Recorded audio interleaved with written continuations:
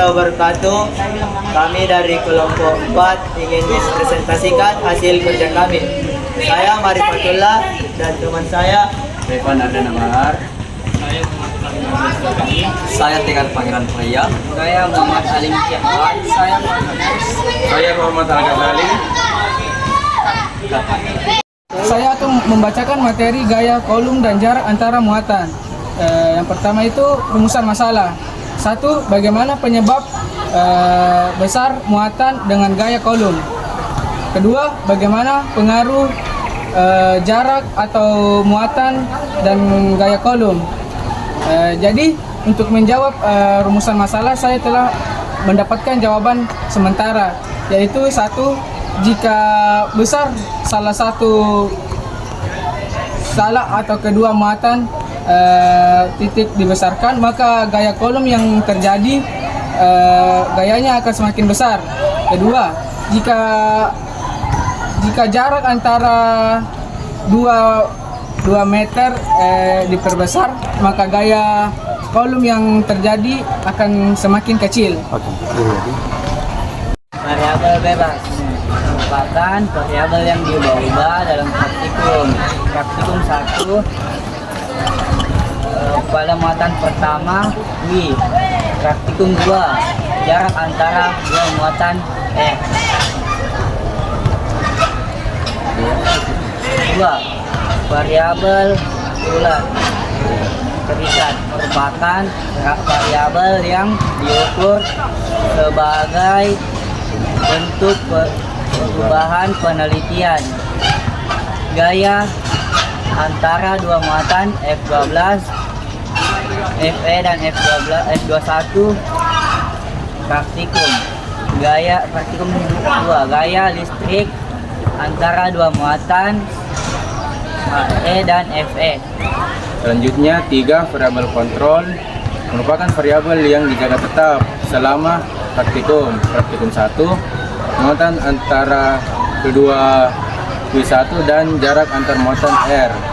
Selanjutnya praktikum 2, muatan praktikum Q1 dan muatan kedua kedua. Baik, saya akan menjawab pertanyaan bagian G data praktikum. Yang pertama itu di tabel 1, nomor 1, Q1-nya itu plus 2, Q2-nya plus 10, dan R-nya 2. F12-nya 449,5. Arahnya tolak menolak. Yang kedua itu plus 4, Q1-nya plus 4, Q2-nya plus 10, dan R-nya 2. F12-nya 899, F21-nya 899. Arahnya tolak menolak.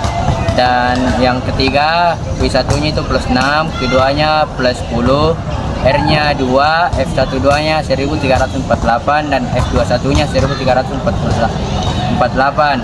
Arahnya itu tolak menolak. Yang keempat, Q1-nya plus 8, Q2-nya plus 10, R-nya itu 2, F12-nya 1798, F21-nya 1798. Arahnya itu tolak menolak. Yang kelima, Q1-nya plus 10, Q2-nya plus 10, R-nya 2, F12-nya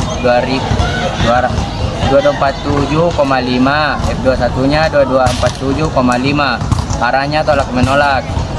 Selanjutnya tabel 2, bagian nomor 1, Q1-nya itu min 8, Q2-nya plus 10, R-nya 2, R kuadratnya 4, F12-nya itu 1798, F21-nya 1798, dan arahnya tarik menarik. Yang kedua, Q1-nya min 8, Q1-nya min 8, Q2-nya plus 10, R-nya 3, R2-nya 9, F12-nya 799, F21-nya 799, arahnya tarik menarik. Yang ketiga, min 8, Q1-nya, Q2-nya plus 10, R-nya 4, R2-nya 16, F12-nya 449,5, F21-nya 449,5. Arahnya tarik menarik. Yang kelima, Q1-nya min 8, Q2-nya plus 10, R-nya 6, R2-nya 36, F12 109,7, F21-nya 199,7. Arahnya tarik menarik. Selanjutnya saya akan membacakan analisis data. Nomor 1, grafiknya berbentuk garis lurus yang naik dari kiri ke kanan, menunjukkan semakin besar muatan maka semakin besar gaya kolom. Nomor 2-nya berbentuk garis lurus atau garis linear. Untuk nomor 3, grafik R2 versus F sama dengan grafik menurun melengkung. Nomor 5, bentuk grafiknya itu kurva menurun. Dan nomor 6-nya, gaya kolom berbanding terbalik dengan jarak atau R2. Sifat jarak diperbesar, gaya kolom menukik tajam. Ya, selanjutnya itu nomor 7. Jika muatan sejenis positif dan positif atau negatif dan negatif, maka gaya yang ditimbulkan tolak menolak. Sedangkan jika muatan berbeda jenis, positif dan negatif, maka gaya yang ditimbulkan tarik menarik. Nomor 8, ya, panjang garis panah mencerminkan besar F. Semakin besar F anak panah, semakin panjang anak panah menunjukkan arah gaya. Ya, nomor 9, hukum Newton 3, F12 sama dengan F21. Nomor 10, 1 memperbesar muatan, 2 memperkecil jarak muatan. Terakhir, kesimpulan. Berdasarkan hasil percobaan dapat disimpulkan bahwa gaya kolom sebanding langsung dengan besar muatan F, OC, Q1 dan Q2.